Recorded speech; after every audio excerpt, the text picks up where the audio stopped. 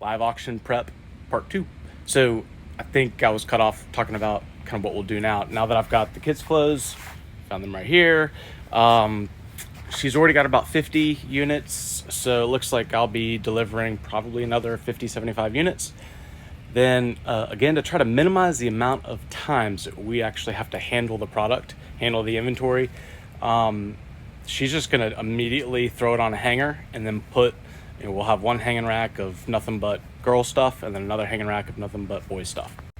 Then we'll go into our Whatnot store. As I've mentioned that before, y'all, I've gotten a couple questions about that, but that's kind of how they reference when you're about to do a live auction on Whatnot. You have to go into the store and kind of add the items to the store.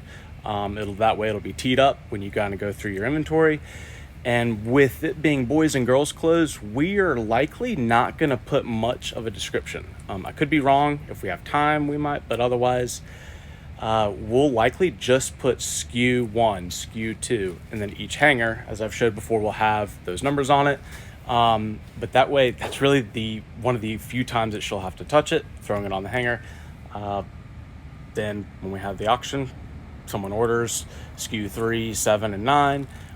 I'll go through the racks, pick up those 3 SKUs, hand them to my wife. She'll be able to pack them up, and boom, it's on its way. And also in the store, on the Whatnot store, we've started implementing a starting bid kind of listing just to kind of help clear up any communication between her and I when I run the auction. So I'll know ahead of time exactly when the item will start. So we put SB3, SB5.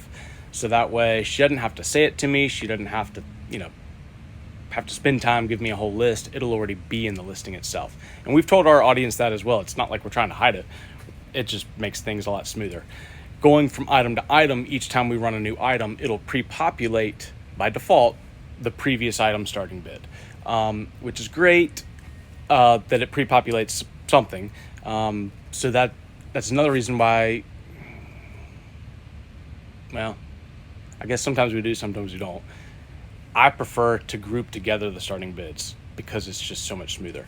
However, there's something to be said for mixing it up, and that could just be a better user experience in attending the live auction. So we've done a little bit of both. So I'm not really sure, we don't have a set program there. And to be clear, yeah, we put in the description SKU 19, but my wife during those 20 seconds will describe it. The main thing certainly being the size, the brand, and any kind of unique features around it. And she's also really good at referencing what she thinks or what we've historically sold some of these items for on Poshmark, just so